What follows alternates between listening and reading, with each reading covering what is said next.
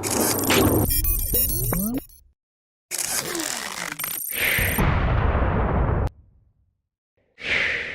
going on, guys? Tony Hannity's here from Lazy Tech TV, and I am here with an esteemed guest, the founder of Lazy Tech TV, Radford Castro. How you doing, buddy? How's it going, bud? Things are great, man. Thank you so much for inviting me to your lovely home. We have a great thing that we're looking at right now in honor of the release of the Super NES today. So if you guys were lucky enough to wait outside your Best Buys, your Targets, your GameStops, and actually picked one of the Super NESs up, good on you. But we're not talking about that. We're talking about the original NES Classic Edition. Basically, if you don't get a chance to get SNES, Right. This is your consolation prize to go back to what you got before and actually appreciate it just a little bit more. Just a little bit. Now you and I, we both grew up with the real one, so this is more of a collector's item thing. And one downside that came with this was that the actual controller, this guy right here, the lead was super small, like to plug it in. It was actually quite, it's not as long, obviously, as the original ones, but you had to really get close to the TV, close to the console, and some people would accommodate by just pulling the console closer to them to play on the TV. Now, Nyko, though, they actually came out with their own wireless option. It has its own dongle. You plug it into the NES Classic Mini, whatever they call it. You plug it in there, and then has its own battery life. It's charged with the micro USB. The one thing I noticed right off the bat, now coming from this, where the A, B buttons are right next to each other, and that one, the A is raised. Do you feel like that caused any issue for you at all? I think it's more of a design thing. It's a design thing for Nyko. I think it's just to be different. I don't know if it's because of the licensing from Nintendo, if they had to actually pay for the layout, but for the most part, it doesn't really have that much of an interference because the controller is small enough and your fingers will cover both buttons anyway.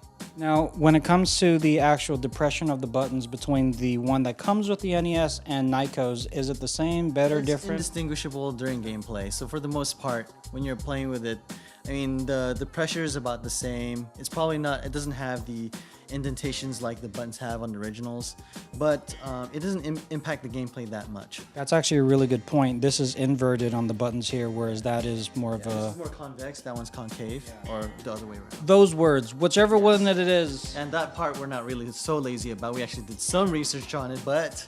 I didn't follow up on the research. No, that's what you gave to me, right? Exactly. So there you go. Let's first off next talk about the actual technology. This is a wireless technology, 2.4 gigahertz technology. Nothing new, nothing spectacular.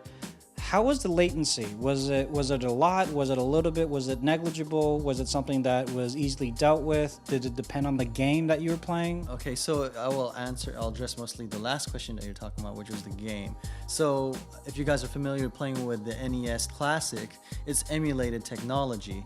And on top of that, when you're using a wired controller, there's going to be some delay, right?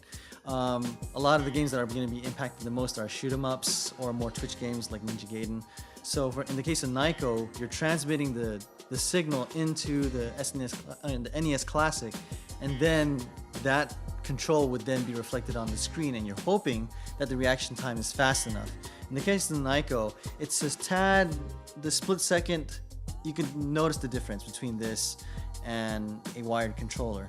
Now, for other games like Kirby's Adventure or Zelda, you may not notice as much, except for certain levels, but for something that's like Ninja Gaiden, where you're going to be doing wall jumping, or Gradius, where it's a very manic shooter, then for games like that, you're going to see some impact for sure.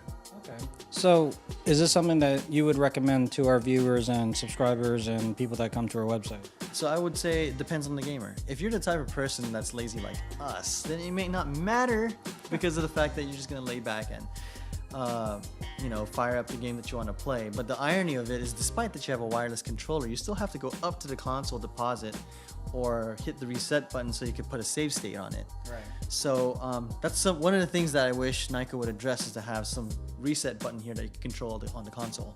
So it doesn't have that. So you still have to reach to the console to do some extra functions that you would normally do just standing up there. Well, that's your exercise. back and forth, back and forth. Yeah, so actually in an advantage by getting this thing, you do get a little bit of exercise, get a little bit 3 or 4 feet there.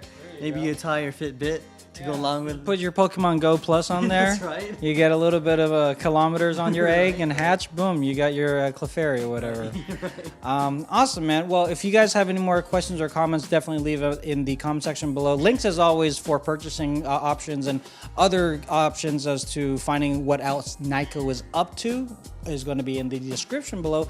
Rad, where can everyone find you? You can find us on Lazy Tech TV. And don't forget to also look at the written review, which will have more details about it. Awesome. Well, Rad, thank you so much. Thank you. Appreciate it. We'll talk to you guys in the next one. Later.